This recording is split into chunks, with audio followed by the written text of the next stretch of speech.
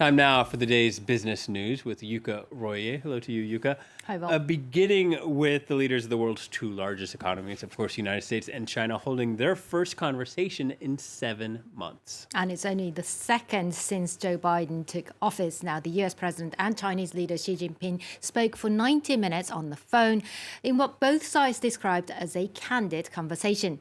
The Chinese leader reportedly told Biden that US policies towards China had caused serious difficulties and that mending ties was crucial for the world. But despite rising tensions, bilateral trade has surged this year. Catherine Viet reports. Tit for tat tariffs and sanctions. There's a long list of disagreements between the U.S. and China. In an effort to restart relations, U.S. President Joe Biden spoke by phone with his counterpart Xi Jinping, emphasizing the need to avoid allowing competition to veer into conflict. Relations between Washington and Beijing took a nosedive under former President Donald Trump, who launched a trade war with China in 2018 as part of his America First foreign policy. Since then, the U.S. has imposed tariffs on more than $360 billion worth of Chinese products. And in retaliation, Beijing has placed tariffs on more than $110 billion worth of U.S. goods. While Biden has abandoned the America First policy, he's continued the tough talk on trade, keeping his predecessor's tariffs in place, which has angered Beijing. The dispute has also spilled over into technology and finance, with the White House complaining of China's unfair and coercive trade practices. The ongoing tensions, though, have not hurt bilateral trade, which surged this year, in part due to the pandemic. In the first 7 months of the year, U.S. exports to China increased by more than 40% compared to 2020, while imports grew 22%. The trade imbalance, though, grew too.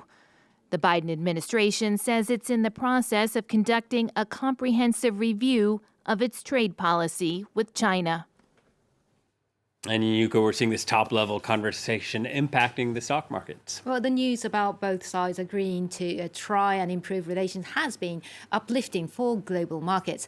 European markets started trading moderately up a day after the European Central Bank decided to scale back its bond buying program as part of its emergency pandemic support. Asian stocks surged earlier, with Tokyo and Hong Kong both rising more than 1%. As you can see there, Tokyo up 1.25%, Hong Kong up more than 1.5%. And staying in the auto industry, Ford is leaving India. Well, the US car giant has decided to stop making cars in India altogether. It says it has failed to find a sustainable path forward in the country. Ford entered India a quarter of a century ago, but has been struggling to find a foothold in the market dominated by Asian rivals. It still only has less than 2% of the market share. Around 4,000 employees will be affected by the move, and Ford expects to take a $2 billion restructuring charge. It's the latest automaker to leave the country. General Motors and Harley-Davidson have also ceased production in India. And U.S. President Joe Biden has upped the ante to get Americans vaccinated. The U.S. airline industry already been putting pressure on its employees. United Airlines says that it will force staff who refuse to be vaccinated against COVID-19 to take unpaid leave. Last month, the carrier said its 67,000 employees would all have to be inoculated by the autumn, and has now said that those who claim religious exemptions will have to take time off. Delta Airlines, meanwhile, recently said it would impose a $200 monthly surcharge on unvaccinated employees' health premiums. And that decision 2 weeks ago appears to have been having a positive impact. About 20% of the unvaccinated staff has since taken the jab. And we're going to end this business bulletin with yet another smart gadget. This time it's coming from Facebook. I'd contend whether they're really smart or cool at all. Well, remember Google Glass, those clear spectacles, clunky, lensless spectacles that came out almost a decade ago and eventually flopped. Now, Facebook has come up with its own smart glasses in partnership with Ray-Ban, so they actually look quite cool, whatever you make of them.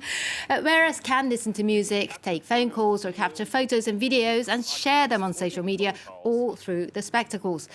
The social media giant is aiming to create augmented reality glasses, and the new product, starting at $299, is a step towards that goal. Other tech firms like Amazon, Microsoft, and Snap are also racing to develop AR glasses. Maybe I'm old, maybe I'm just a cynic, but listening to music on eyeglasses, I think, would just make someone obnoxious. Earphones are enough. Yeah, exactly. Thank you very much, Yuko Royo, with a roundup of business news.